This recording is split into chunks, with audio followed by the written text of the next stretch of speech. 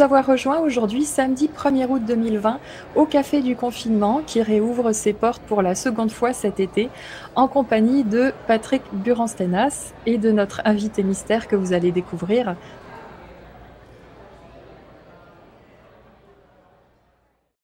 L'obstacle est avant tout un signe, une possibilité d'aiguillage. L'obstacle bloque notre avancée, nous permettant permettant de continuer, parce qu'en tant qu'occidentaux, nous sommes en force, nous avons de la volonté. Mais si vous voyez l'obstacle comme un signe au service d'un repositionnement, parce que nous sommes en train peut-être souvent d'avancer sur un chemin qui n'est pas le nôtre, pour répondre à des demandes qui ne sont pas les nôtres. Hein. Si nous voyons l'obstacle comme un signe qui nous dit d'abord, posez-vous, pose-toi. Ensuite, éventuellement, recule. En reculant, nous avons la possibilité de contourner davantage, ou aussi de dire non, j'y vais pas, pourquoi y aller, hein, je pense à tous ceux qui ont 42 fièvres et qui quand même se lèvent tous les matins pour faire des choses qu'ils n'ont pas envie ou qu'elles n'ont pas envie de faire. Dans ma pratique, l'obstacle est reconnu, accepté comme un signe envoyé par l'univers, à définir mais peut-être un autre jour, pour m'apprendre à vraisemblablement faire autrement et peut-être aussi à économiser mes forces. Passer en force, prendre la force. L'agitation, je vais le prendre autrement, est d'autant plus grande, il y a deux choses, que nous ne sommes pas calés par rapport à nous-mêmes, que nous ne sommes pas en cohérence par rapport à nous-mêmes, ou pas suffisamment alignés avec ce que nous savons qui nous fait du bien, qui nous met en vitalité. Et l'agitation est aussi l'effet le plus notable de peur, naturellement induite par ce que nous ingérons, que ce soit par les informations qu'on écoute, par les milieux dans lesquels nous sommes. Donc pour moi, l'agitation est le signe, il faut arrêter de se culpabiliser, d'un corps encore suffisamment sain pour ne pas se laisser laminer et se dire « Ouh là là, je discute avec telle personne, j'étais bien ce matin, maintenant je discute avec elle, je suis dans un état d'agitation. » La conclusion n'est pas votre faiblesse, la conclusion c'est essayons d'éviter, puisqu'on les reconnaît, les situations, les personnes qui me mettent en agitation, c'est-à-dire qui me désaxent. Genre l'alchimiste, s'il n'a pas d'obstacle, ne fait pas d'alchimie. Eh oui. C'est-à-dire que sa matière première, c'est un obstacle. Et il va purifier cette matière jusqu'à ce que ça ne devienne plus un obstacle. Donc, sans obstacle, pas de pierre des philosophes. Finalement, la pierre philosophale n'est qu'un obstacle transpercé. Et c'est vrai qu'on a deux manières, effectivement. Moi, je vois le monde comme qui peut être comme une prison, comme une pièce avec des meubles. Je veux dire, pour atteindre la porte, il peut y avoir des meubles entre moi et la porte. Et c'est pas en niant ces meubles que je vais atteindre la porte. Donc, il faut effectivement prendre la mesure de l'obstacle et, par contre, ne pas perdre de vue la porte. Bien sûr. Donc, le plus important pour moi, c'est effectivement, bien sûr, il y a des obstacles, mais ces obstacles peuvent être même sur mon propre chemin, pas le chemin de quelqu'un d'autre. Et je veux dire que les obstacles sont aussi les jalons du chemin. Sans obstacle, pas de monde non plus, pas de karma non plus, pas de corps non plus. Donc pour moi, tout ça ne sont pas des obstacles, mais c'est une matière que je dois travailler, que ça soit mon corps ou que ça soit dans mon creuset, en sachant que l'alchimiste ne fait pas de différence entre les deux. C'est-à-dire que travailler au creuset est aussi travailler dans son corps, et que jusqu'à un moment où la porte s'ouvre, quoi. C'est-à-dire que c'est plus un obstacle. Mais la porte, elle existe. C'est-à-dire, elle peut être fermée, cette porte. Mais elle a aussi la possibilité de s'ouvrir. Donc ça veut dire qu'elle peut être à la fois considérée comme un obstacle, mais aussi la manière d'en sortir. Donc c'est vraiment une question de point de vue de l'univers. Et le fait justement de trouver ce dissolvant universel fait que rien n'est plus obstacle. La purification est finalement de dissoudre ces obstacles. D'ailleurs, quand on a un problème, on parle de solution.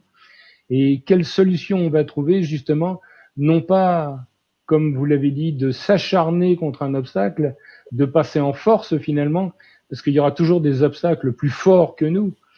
Mais par contre, trouver la capacité, soit de trouver une faille dans cet obstacle-là, soit d'être capable de le contourner. On ne m'aurait pas dit il y a près de 30 ans que je n'avais plus que 3 mois à vivre. Hein. Je pense que je n'aurais pas eu le courage à l'époque de sortir de mon inertie pour me lancer à plein temps dans une pratique qui me faisait passer pour farfelu pour beaucoup de monde. Hein, donc, j'aime bien moi la notion d'aiguillage, l'obstacle nous renvoyant à des choix qui sont importants que nous devons pour nous aligner de plus en plus avec nos forces. Plus nous sommes en cohérence avec les qualités et les talents innés que nous avons, pas forcément ceux que nous avons appris à l'école, plus la fluidité va se manifester, plus les solutions vont arriver. Hein. Et l'une des résistances que je rencontre le plus, on pourrait presque dire dans ma pratique, c'est la difficulté d'être patient. Nous sommes habitués à tout faire partout, tout le temps, à l'heure actuelle. Et puis, donc du coup, une année comme 2020, qui est une année qui résiste, qui est une année qui nous oblige à faire, pour beaucoup d'entre nous, autrement, est une année irritante, paniquante, décevante, etc. Hein.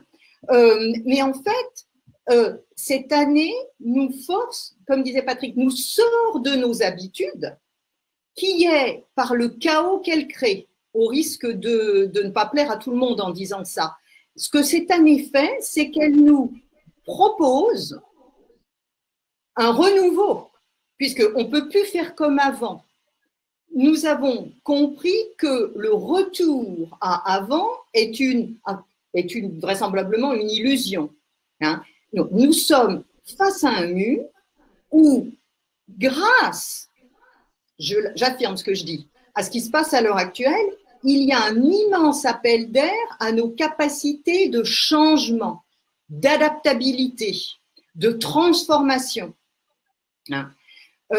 Et donc, je voudrais très simplement dire que s'il fallait, par ma pratique de lecture temporelle, mettre 2 mots clés sur l'année 2020, l'année du rat de métal, il y a 2 mots clés, c'est chaos, c'est vraiment une année qui cherche à casser ce qui existait précédemment, et le deuxième mot-clé, c'est changement ou transformation. Hein, donc, c'est une année majeure pour tous ceux et celles qui sont dans un processus d'éveil, de transformation, de recherche et puis d'ouverture. Dans la notion d'incarnation, il y a l'idée que nous sommes des esprits, moi je dis des âmes, incarnées dans un corps. Plus notre corps est fonctionnant, moins le risque d'agitation est grand. Et qu'est-ce que ça veut dire un corps fonctionnant? C'est un corps qui dort bien, c'est un corps qui digère bien et c'est un corps qui bouge. N'oublions pas que ce passage sur cette terre force, entre guillemets, une âme, un esprit à se coltiner un corps qui est en fait à la fois une limite par rapport à des âmes qui ne seraient pas incarnées, mais qui est aussi un véhicule majeur pour accomplir, ne serait-ce que des petites choses. Hein? Donc, le corps est pour moi une clé majeure dans notre capacité à nous connecter au plus grand. Donc, c'est vrai que le premier travail, c'est bien la purification, c'est-à-dire que faire que ce corps soit l'interface la plus juste entre ce qui est à l'intérieur et ce qui est à l'extérieur, et que effectivement on dissolve déjà tout ce qui nous empêche d'avancer, tout ce qui nous empêche d'avoir l'énergie nécessaire pour faire le chemin. Même si j'ai une mauvaise hygiène de corps alimentaire, mais que je suis capable de me baigner de spiritus, eh bien, je vais dire, il y a une phrase qui dit, hein, c'est pas ce qu'on mange qui est important, c'est l'intention avec laquelle on la mange. Donc ça veut dire que si je fais rentrer quelque chose dans mon corps avec une bonne intention, c'est pas un hasard si on priait sur la nourriture avant de manger. Je veux dire, c'est pas être dogmatique de dire ça. Je pense que le postulat fondamental dans ma pratique, hein, qui vient là, justement de la pensée chinoise classique, mais qui rejoint ce que nous avions dans nos cultures plus occidentales, c'est qu'en fait, notre vitalité, elle est, notre capacité d'accomplissement, d'avancer, hein, que ce soit pour faire un projet, un grand projet ou une petite chose qui a pour moi autant de valeur, elle dépend d'une équation sans arrêt renégociée entre l'espace, le temps et la personne, c'est-à-dire des lieux, des moments. Hein, le temps, on en parle souvent peu dans notre culture occidentale, et ce que nous cherchons vraiment à faire. Donc, ces techniques permettent, d'une certaine manière, de déculpabiliser un individu qui penserait que tout dépend de lui seul ou de elle seule. Plus nous nous associons à des lieux, des moments, des personnes, des projets, des décisions qui sont en phase avec ce qui nous donne à la fois, il y a un autre mot-clé, de la joie, de la vitalité, moins nous allons nous poser de questions, moins nous allons être agités. Hein. Et on peut dire, mais oui, mais est-ce que ça veut dire qu'il faut aller dans des lieux particuliers? Il suffit d'en repérer un qui nous a fait du bien un jour. Nous avons la possibilité de nous connecter à ces lieux, quand bien même nous n'y sommes pas. Ça vaut la peine d'essayer. Hein. Et tout à l'heure, une personne demandait comment sortir de l'inertie. Moi, il y a une chose que je recommande tous les jours, c'est de tenter de faire au moins une chose nouvelle ou différente chaque jour. Et on me dit, ah mais oui, mais c'est pas possible, c'est pas possible. Alors, je dis, mais si, vous êtes droitier, gauchère, droitier. Bon, ben à ce moment-là, demain matin, vous vous lavez les dents avec la main gauche. C'est différent. Hein. Même si ça n'a l'air de rien, répéter tous les jours nous met active, crée du flux dans un mouvement qui autrement est celui de la répétition. Hein. Et c'est ce que j'essaye de transmettre hein, dans ma pratique et puis dans mes livres, c'est l'importance de petites choses répétées sur le long terme. On pourrait parler d'une discipline personnelle, mais discipline, ça fait peur, souvent en Occident. Hein. Donc, faire une nouvelle chose chaque jour, c'est tout simple. Ça peut prendre que 3 minutes, c'est efficace. Mais dans certains cas, c'est juste.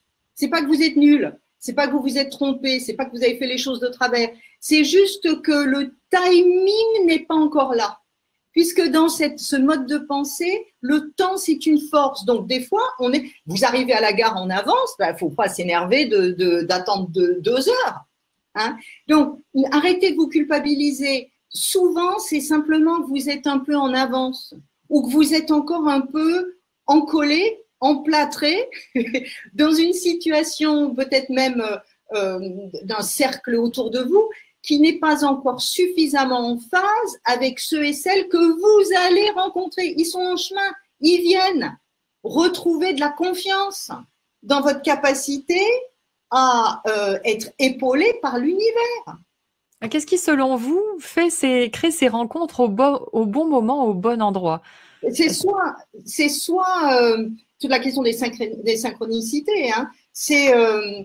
Moi, j'ai confiance dans l'univers et je pense que soit on est dans une situation de désespérance totale. Vous savez, on est comme dans le conte, on a des lions derrière soi, ils vont vous bouffer, vous arrivez au bord de la falaise et du coup, donc, vous allez mourir. En fait, c'est pas une vraie mort. En acceptant la situation, vous vous projetez dans un vide et dans toutes les histoires, y compris chinoises, il y a le tapis volant qui arrive et qui vous sort de l'ornière. Donc, il y a l'idée l'univers vous veut du bien, mais l'univers ne peut pas vous faire du bien si vous êtes sur les chemins des autres et pas le vôtre. Donc il y a la situation extrême, et puis il y a aussi de l'autre, le lent travail sur soi, parfois pénible, où il y a du découragement, qui un jour, tout d'un coup, comme là, il faisait pas beau ces jours-ci, tout d'un coup, il y a un rayon de soleil. On grave nos propres souvenirs dans un espace-temps. Ça vous est tous arrivé, vous êtes dans votre salon, puis vous décidez d'arriver à la cuisine pour faire quelque chose. Et vous arrivez à la cuisine, vous avez oublié pourquoi vous êtes venu. À 100%, qu'est-ce que vous faites? Vous retournez dans le salon. Et là, le souvenir revient. Pourquoi? Parce que votre souvenir, vous l'avez laissé dans le salon. Ce qui veut dire que je suis absolument convaincu qu'il y a des souvenirs ou qu'il y a de l'information qui est à la fois spatio-temporelle, c'est-à-dire pas seulement temporelle, mais aussi dans des temps. Et ce qui veut dire que tant que vous n'êtes pas retourné à l'endroit et au bon moment pour retrouver la pièce, même si vous êtes venu 1 heure avant, la pièce n'est pas là.